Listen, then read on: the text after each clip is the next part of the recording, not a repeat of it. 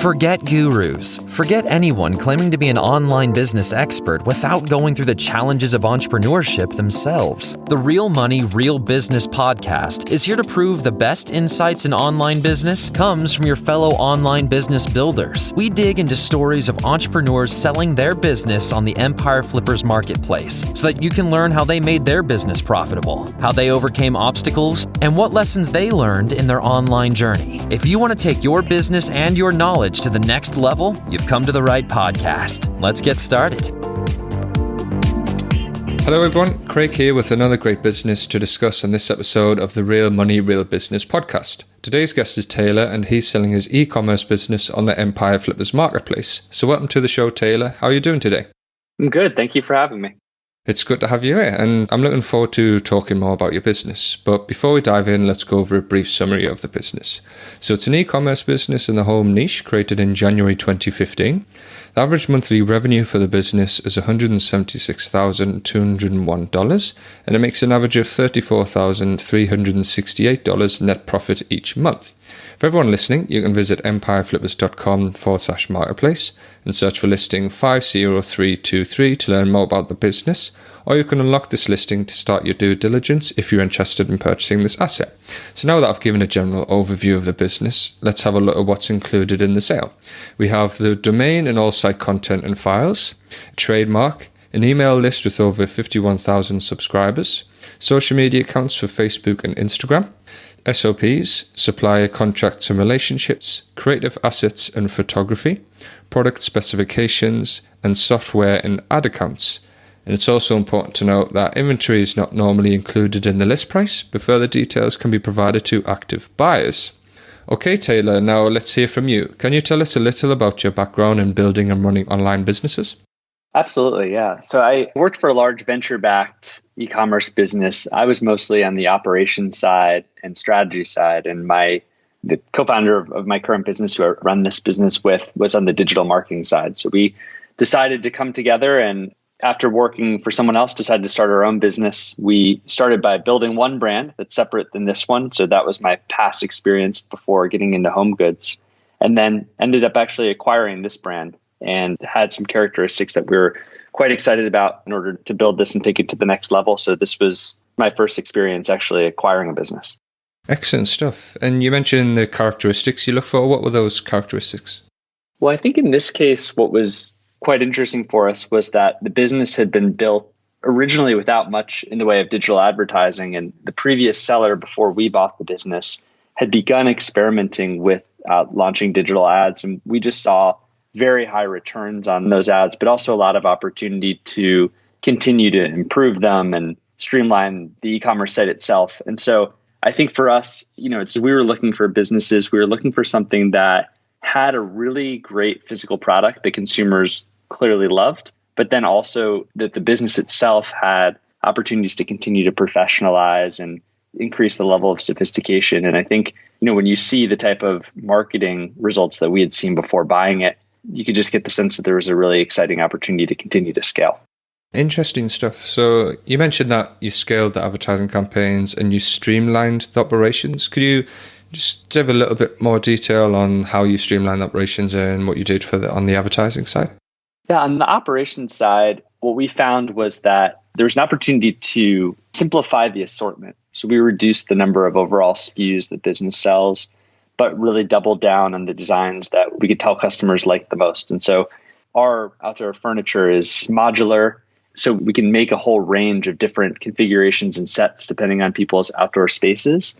But we wanted to be able to create those configurations by reducing, the number of unique SKUs we actually had to hold in inventory. So for the upcoming season, we'll hold just probably about 15 SKUs in inventory, but still have the configuration to make dozens and dozens of different sets for various customers. And then on the marketing side, last year was a really exciting one for the outdoor space. People are increasingly investing in their homes.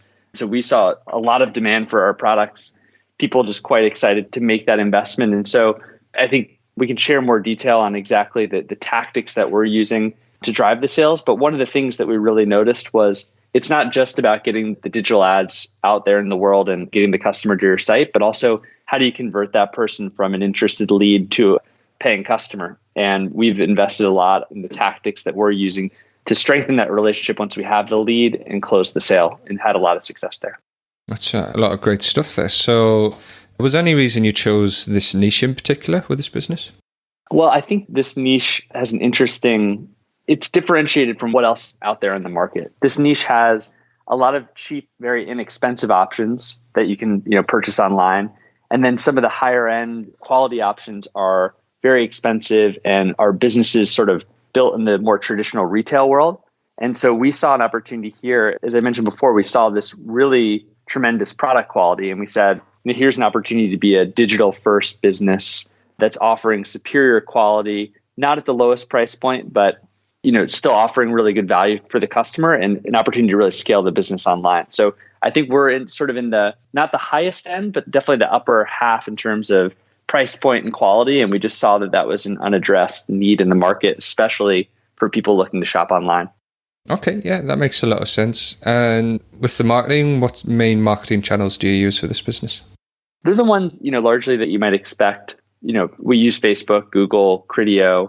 We also have pretty active email campaigns that we use to drive the sale because, for an item like the ones that we're selling, this isn't something you sit down and see an ad and buy in the same day. It's a considered purchase. And so making sure that you're sort of managing that customer relationship at all points of the customer journey is really important. So we start with the digital ads to get people to our site for the first time, but then we, engage them through email campaigns and even sort of active outreach in some cases if we think someone's ready to purchase but hasn't pulled the trigger yet. Absolutely, yeah. Nurturing your audience is definitely a good strategy to use, especially through emails. So how come you're both selling the business at this point? We're thinking about selling the business because, as I mentioned before, my business partner and I, we've started an online brand before, and this is the first one that we acquired. And we've decided that we're going to build brands in a different niche outside of the outdoor home goods arena. And so for us, being able to sell the business would give us some focus, but also some capital to go and start those new brands. So, I think that there's a part of us that feels like a lot of the investments we've made in improving the brand, those would be benefits that we would see if we held on to it for the years ahead. But I think being realistic and wanting to focus on one niche at a time, I think for us, it's about giving ourselves that focus and having the funds to actually be able to go build these new brands that we're planning on launching over the summer. Absolutely. Yeah, that makes sense. And when you built your first brand, was anything you learned from that you applied to this business? And when you grew this business, is there something further that you learned that you'll apply to your future businesses? I think the thing that we learned from building our first brand and what made us really excited about this one is the value, in e-commerce of doing something that others can't just easily copy. And the product that we're selling with this brand, it's not something that you could just go to a supplier and quickly source similar product. Furniture is in some ways, the quality really matters, especially for outdoor furniture where it's going to be facing all the elements and the four seasons, depending on where you live, and the design considerations for people wanting to spend money investing in their home. And so I think what we learned from that first business is go find something where, first and foremost, you can be really proud of the product quality and know that you have something different. And then all sort of the tactical aspects of running your business and managing inventory and running ads, those things can, they take effort, but you can figure them out if you start with that fundamental high quality product. And I think that's the thing that I'll remember most and think about with this business is, offering really great product quality for a great value. Absolutely. Okay. And was there anything you tried with this business that didn't work out for you? Of course, yeah. We've experimented a ton with the business. And, one thing that comes to mind is our business today is probably 85% our branded products and 15% items that we carry from other outdoor brands that we sell. And within that 15%, the brands that we don't hold inventory of, it's great from the perspective of, you can make sales without having to manage the inventory, and you can really build out your product suite without having to source everything yourself. But we've experimented with a bunch of different brands that we could partner with, and we narrowed it down to the two that we think offer sort of the most complementary suite to the products that we're selling and the best margin for the business as well. Since, it's still, even when you're not holding inventory, there's still work associated with earning those sales. And so we had certain vendors that we tried out, and in some cases they just didn't sell, or in other cases we just found that the deeper we work with those vendors, they weren't meeting the same standards that we wanted to for our customers. But I think that just continuing to experiment and, trying things out, regardless of if you're going to have a 100% success rate, just keeps your business fresh and unlocks opportunities in places that you might not even expect to find them. Absolutely, yeah, I'd agree with that 100%. And adding a drop shipping element to an e-commerce business is definitely a solid growth strategy. So on that note, if you were to keep the business, what are some ways that you would try to grow it? I think one thing to the point that you made before, but I think one would be having more add-ons for the customers that do purchase from us. What are other items that we could add to their order that would drive up average order value? And what we found is that when people are buying from us, they're reimagining a new space in their homes, and they're very open to making an investment and thinking through very carefully how they want that space to look.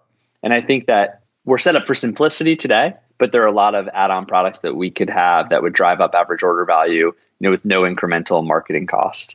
There's also, I think, opportunity to expand the styles that we're offering. We have one primary style of furniture that we offer. As I mentioned before, there's in some instances some drop shipping that we do, but our manufacturer is capable of adding some additional styles. And I think adding our own branded lines could be an interesting growth opportunity over time. And then I think that there's just, thinking through things like other channels. Like we've been very focused on just direct to consumer, just selling to the consumer themselves. But, are there ways to partner with designers that would help bring our products to people's attention? And, there's a lot of brands that have trade programs offering discounts to those designers, or retail channels, whether they're online marketplaces like Wayfair or physical retail. We've just sort of kept the business simple and have done it all through direct to consumer. But I think over time, it would be nice to diversify and have several different irons in the fire. Absolutely, yeah. It sounds like some solid growth strategies. And it sounds like you really know your customer well and you've designed a good business around that. So that's all good stuff to hear. As for the day-to-day work for this business, can you describe the mountain type work you do on this business for maintenance? Absolutely. Yeah, there's two kind of categories. One is the customer service one. And that, it can vary 5 to 10 hours a week during some of the quieter parts of the year, it can be 20 hours a week during the higher points. And I think what we've really done is systematized how we respond to customers. So we've developed macros and responses in our customer service management software to deal with all the common problems. So that's something that we can definitely transition. Then I think that there's probably the other big set of work is just how much inventory do you want to have? What sales do you want to be running on the website? What emails do you want to be sending? What do you want the external marketing agency to be pushing in the ads, or what messaging do you want them to feature? And so there's a part of that that's just sort of keeping everything going and sort of doing the bare minimum. And then I think that there's additional time that someone could be spending on the growth initiatives that we talked about and bringing the business to the next level. Excellent stuff. Okay. And what skills or requirements do you think there are for someone who's not familiar with this niche or business model? I think that a lot around the product itself can be learned. So I think we didn't know anything about the specific products in this niche before purchasing it. I think somebody with some e-commerce experience, that would of course be helpful. We're just lucky that we've set up a lot of it to have external support in areas where, potential buyers might not have expertise. So, the fact that you can partner with a marketing agency and not run all the channels yourself means that if you're willing to roll up your sleeves and, partner with the people set up to help run the business, it means you don't have to have all that experience yourself. So I think we would be happy to spend a lot of time during the transition making sure all the core tasks are transitioned, but I don't think that there's a long list of requirements that are needed for someone to be able to be successful here. Okay. Noticed on the listing page, it mentions that you do photo shoots for the products to add to the site. Can you tell us a little bit about that? Historically, the brand has always done in-person photo shoots. Just take a set, and it can be as simple as renting an Airbnb and bringing, furniture there and doing all the photography in person. One of the things that we're really excited about for the upcoming season is we've invested in a CGI project. And so we're going to digitally render all the pieces. As a result, we're able to create on the site many different combinations of the different pieces, different layouts that would work in people's spaces without physically shooting all of them in a physical setting. And so I was actually pretty amazed at not only can they show the way that the furniture will look like, in an outdoor space, but the way that they actually make it look like it was actually a photo versus just a digital rendering is pretty amazing. And so I think that'll be one thing that we'll be able to transition to the next owner of the business, is a site that really merchandises the full scope of all the sets that we could offer the consumer, which historically has been something that's been more limited. Wow, absolutely. That's super impressive, and sort of the future of furniture business, right? Being able to use the CGI so people can see it in their homes. I guess it's something that'll differentiate you from other brands in the space as well. About the risks, what do you think are the biggest risks with this business that a buyer should be aware of? I think one of them is around inventory and making sure that you're planning ahead and buying enough inventory to support all the growth that we're seeing. Given the environment with the pandemic, right now, there's absolutely no disruption in anything related to our supply chain. But, you just hear stories of brands and other categories where, the ports are busy and things get delayed. And so we've just been very on top of making sure we're holding a little bit of extra inventory. We have a lot sort of in the system and working really closely with our manufacturer to make sure we have a plan that we're all operating on. And then I think the other thing is it's, picking the right time to transition the business. I think that, the earlier in the season that you can get onboarded, the better, just because, things get busy. And when this business is making a lot of sales, it's good to know what you're doing and to be oriented into how to run it. And so I think the reason we're picking this time to list the business is we think it's the right time of year to do it. And it will put the next buyer in position for success, which we want to see. Great stuff. Well, we've covered a lot of excellent points today, but just to wrap it all up and summarize, putting yourself in the shoes of a buyer, why do you think this is a business worth buying? I think that the first thing that stood out to us was the exceptional product. And so I think I'd be really excited about that. The second was sort of the off-the-chart marketing results. We were just seeing very high ROAS relative to most other businesses that we had seen.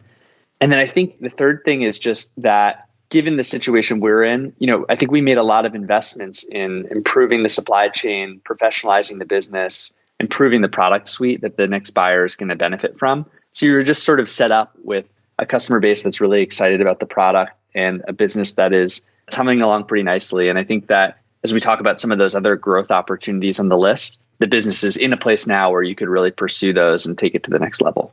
Absolutely, yeah. Agree with that. We've got fantastic business here today. So regarding the sale of this business, would you commit to a non-compete? Yeah, as I was mentioning before, we're looking at a different niche, totally unrelated to this one. So no problem there. And how much support are you willing to offer buyers? Are you going for the standard 30 days of email and Skype support? I think we'd be willing to be more hands-on than that. It doesn't need to just be Skype support. We can do a 30-day period where we're pretty actively helping. That's something that I would want to figure out with the buyer. It's important for us that whoever takes this over is taking advantage of the work that we've put into it. So I think whatever is going to be, ensuring the success for the brand in the long term, we're happy to do. And I think that 30 days of sort of active working together should be sufficient to do that. Excellent. I'm sure a prospective buyer will really appreciate that extra support. So are you open to negotiating something like an earnout? We're open to it. Just given the situation of us trying to start a new brand, we're going to prioritize offers that are cash up front, but we're open to it and know that people have different situations. And so we'd welcome the conversation. Excellent. Anything else you'd like to share that I might have missed? No, I think that's just about it. I think we hit on the main highlights of the business, and we'd be happy to talk to buyers if they have additional questions. Brilliant. Well, thank you very much for your time, Taylor. It's been great talking to you. Great. Thanks, Greg. All right, everyone. Thanks for listening. To learn more and see if this listing has already been sold, head over to empireflippers.com/marketplace and search for listing 50323. If you're watching this on YouTube, click the link in the description to go straight to the listing. Once you've unlocked this listing, you'll be given everything you need to know about this business. So until next time, enjoy your digital journey.